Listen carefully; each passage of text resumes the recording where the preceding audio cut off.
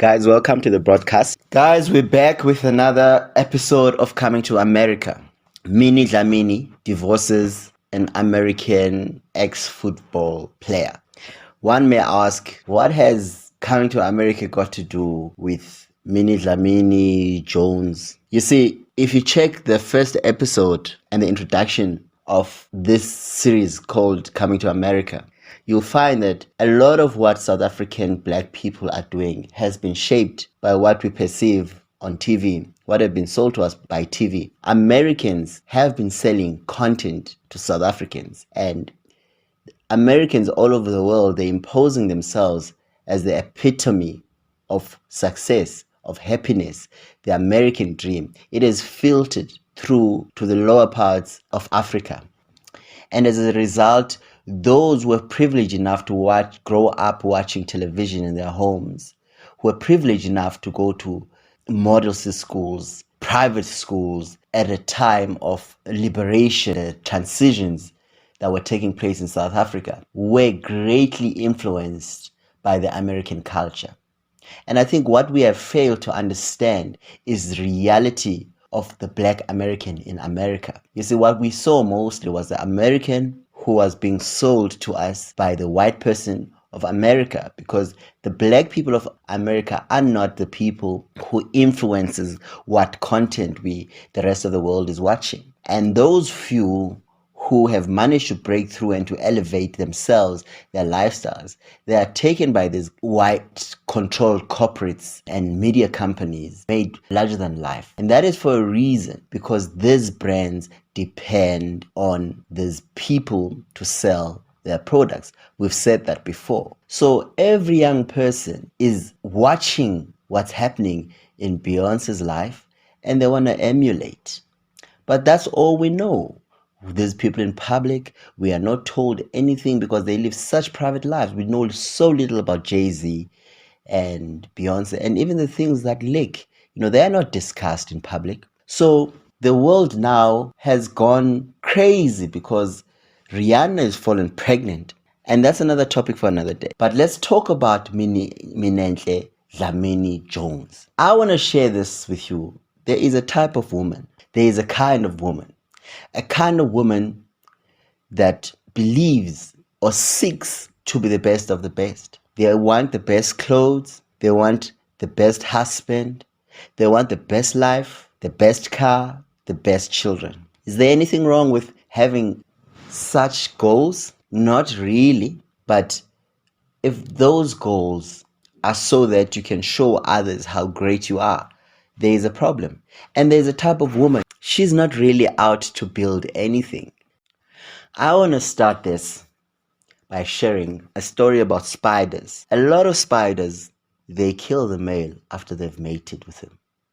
Often when a male spider approaches a female spider, he approaches her carefully. A female spider will lay a spider web that has got a scent of a female, and the male will follow that, only to be killed to get there.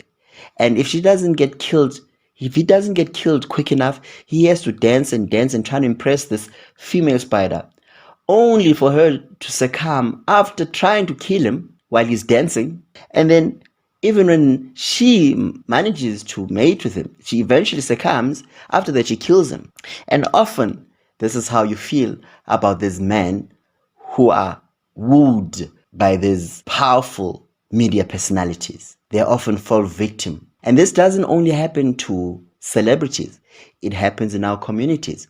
Those men who are able to provide often fall victims to the ambitions of young women who seek to prove a point to their friends. They want the nice car. They want to stay in the nice places because their friends must see them, their families must see them, that they are doing well. They are the best of the best. And it is a culture that is seen throughout. The old story of if they are seen as happy and making money, everybody wants to be like them. In the townships, we had people who were criminals, amagenza, people who stole cars. These became the wrong role models of young boys because they were the ones who were buying alcohol, who were wearing the nice clothes, getting the best girls. And it works the same with young girls too. Let's ask ourselves, the intention of this marriage, was it to love, to make someone better, to serve someone and to bring the best out of them? Was this person most suitable for your corporate agenda, your public image? She's out to get everything because everybody must look at her. Everybody must say to her, wow, your husband, your children, your home, your car, your clothes. It has nothing to do with getting so that you can improve people's lives, so that you can be a positive influence. Yes, you see, they like we mentioned before, these people are involved in charity. They will do charitable things. But that is just purely understanding the corporate world, how it works. If you are portrayed to be doing something about the underprivileged, you get more sponsorship. You get more opportunities. You get to be called in these places to address rich people and so forth and so forth. Therefore, it's only a platform to network and to build your profile for your corporate. What has this got to do with Minnie and Dlamini? I mean, think about it. Black, dark skin is a curse, right? Because that's what the colonizers have taught us. The lighter you are, the closer you are to being white. You see, they speak fluent English. In their communities, they went to the better schools. They grew up buying the best clothes. They are used to being praised either from home or around their communities. They are the girl. And this doesn't stop. This is what these people are forever pursuing. But nobody tells them anything about reality of the life they aspire for. They don't know the reality. They are taught by TV. And then in their heads, if I marry an American man, I would have surpassed all my peers and everybody's going to look at me. The man I marry must have these qualities because I have a point to prove.